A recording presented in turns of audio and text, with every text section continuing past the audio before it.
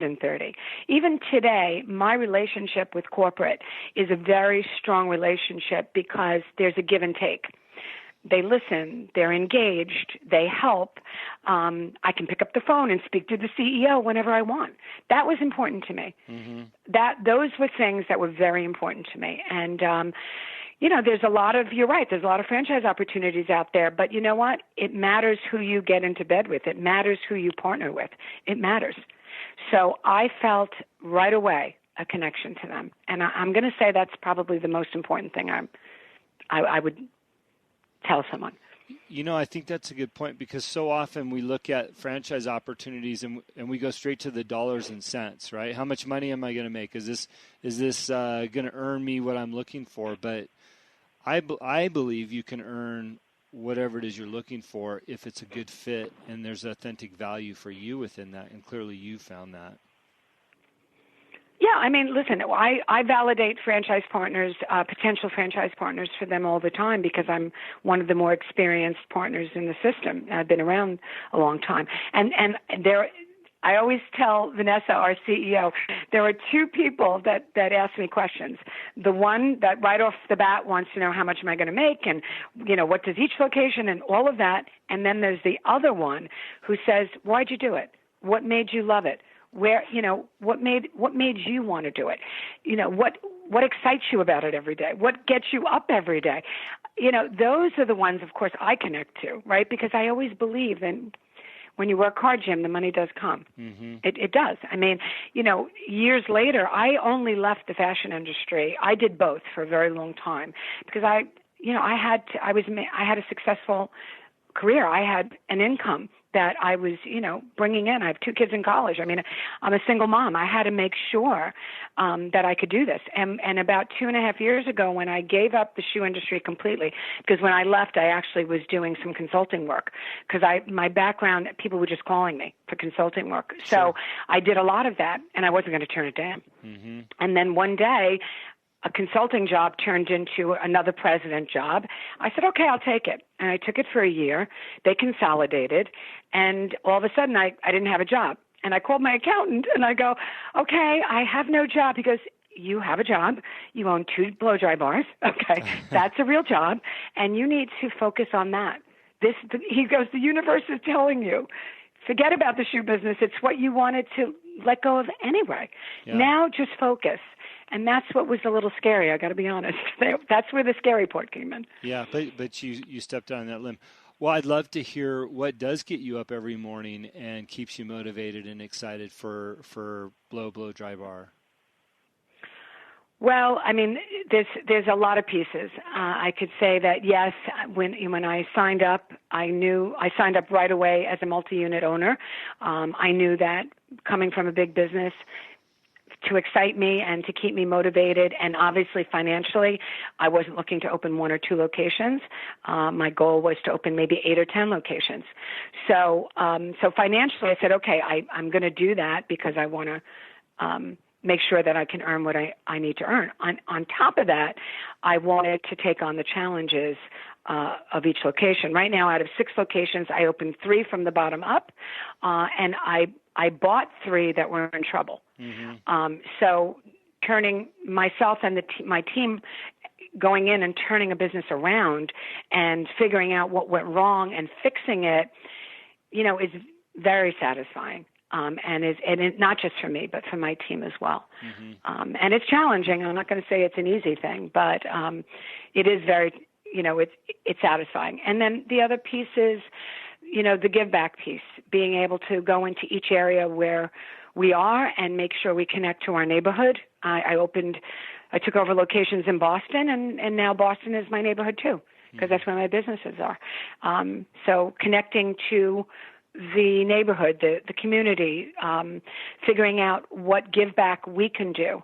And we're connected in every location. We're connected to a few charities.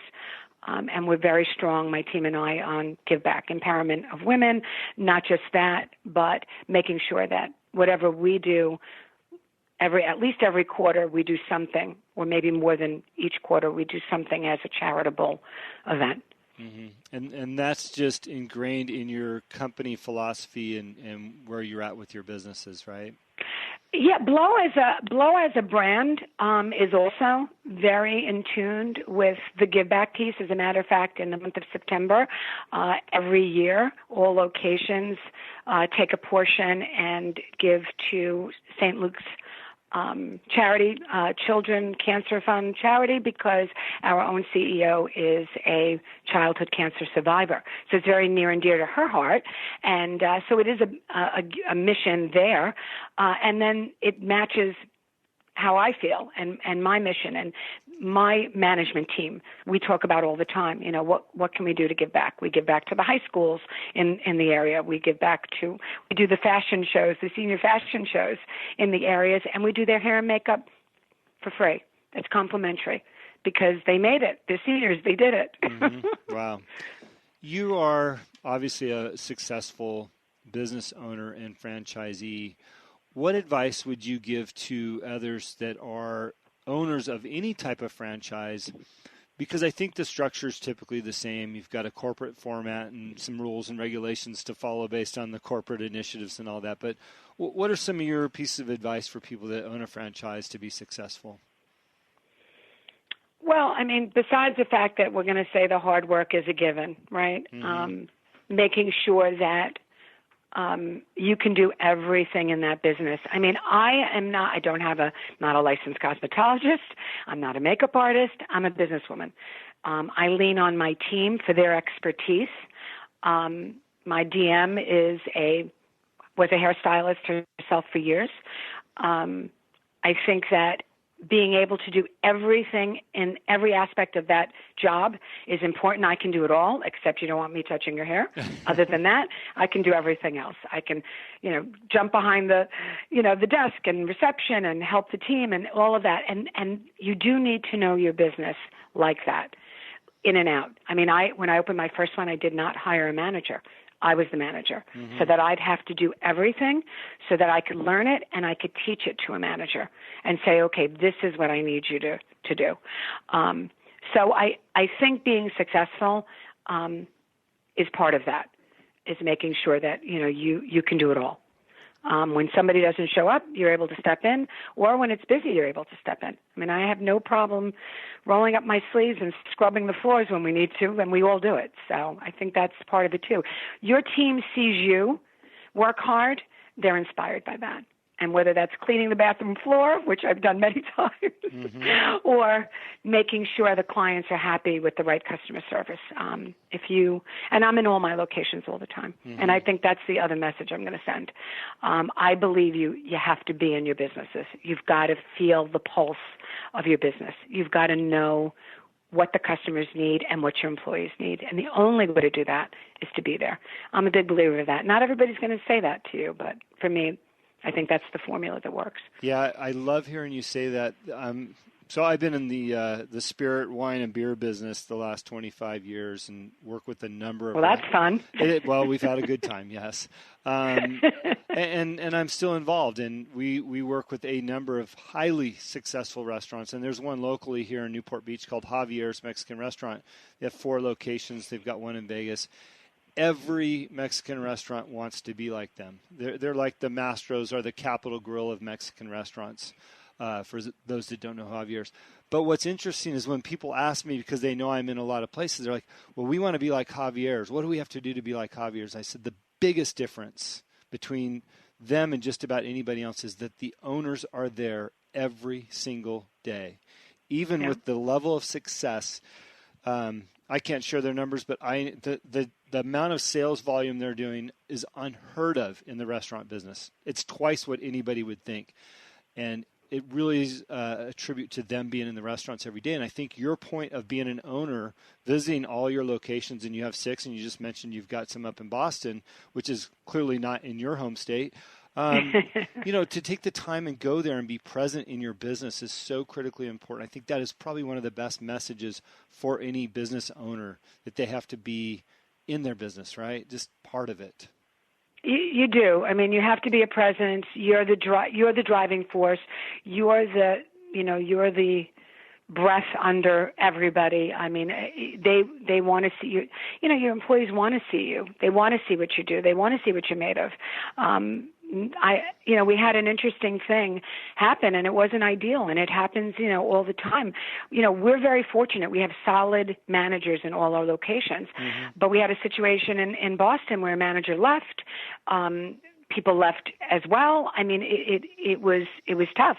And out of 2 locations, my DN and I are looking at each other going, okay, we're short-staffed. We have to recruit quickly, but we have to recruit the right talent. And that's where it becomes a challenge. So we, did it fast and furious, and we're still on the repair of getting good talent in there. But that, you're only as good as your talent, Jim. You really are. I could never do anything without my team. I mean, I lean on them for their expertise. I mean, my DM, I'll say something from a business perspective, and she'll look at me and like, yeah, that's not going to work. Because she's the hairdresser, right? She's the stylist. She'd look at me like, no, that's not going to work. Plus, she has an understanding of how hard those stylists work all day. Yeah. And they work hard. I see it, but I've never done it. She gets it.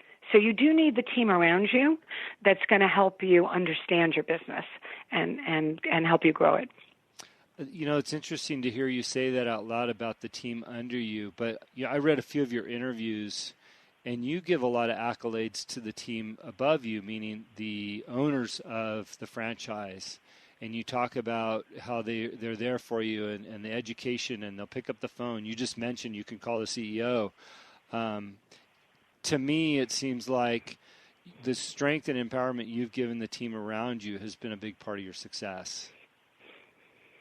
Yes. I mean, listen, I'm a proud mom in a lot of ways with my team. I mean, I was fortunate enough to be able to have a team that we could bring along and cultivate. I mean, two of my chief style bosses, who were the managers of education and making sure customers leave with happy hair and all of that, they became corporate educators. I mean, I am so proud of that. They were 2 out of 6 corporate educators for the country. They threw their hats in. I had to recommend them for those jobs. They got those jobs. I have another makeup artist who's a bridal expert, another amazing talent that we brought along that came to me as a makeup artist and became an assistant manager. She's got her name right now in the hat to become a corporate educator for makeup. I mean, I am thrilled to death to say that, we've been able to bring our team along so that they're not only just successful with me, but corporate is giving them an opportunity that's priceless. I mean, they travel to open locations all over the country. And, I mean, that's a great thing about our brand. It's not just what they can do with me, it's what they can keep doing. I love that. As a successful female entrepreneur now and previous executive and salesperson, any morning or daily routines that keep you on top of your game that you're willing to share with us, or maybe some habits or practices that you have? I'm an ex-dancer, so I make sure that I take a dance class 3 times a week for my sanity. Yeah, sure. You have to do something for yourself, and I made sure that I carved time out in the mornings 3 times a week, or usually twice a week. So if I can sneak a 3rd class in, I do. But that is important because it keeps me sane, right? Dancing is my roots. I was a dancer as a kid, so it kind of goes back to my roots. So that's great. So whatever you love, if it's taking a run in the morning or whatever's going to clear your head, you need to do for sure. Yeah. Because that's going to matter on how you look at the day. So I could say to you that for me, that's ideal. And then the other thing is, in the mornings, I mean, one of the first things I do is I automatically just check the locations and see how the appointments are going and what's going on. I'm very strong from the marketing side, so I always make sure every day we think of something that we're going to do from the marketing perspective, and I check in with my locations every morning. And on Mondays is the day that we check in with all the managers and just see how the weekend went and what goes on there. But that's kind of it. I mean, no real secret sauce. Well, it's interesting because a lot of people, they have their little cliques and quirks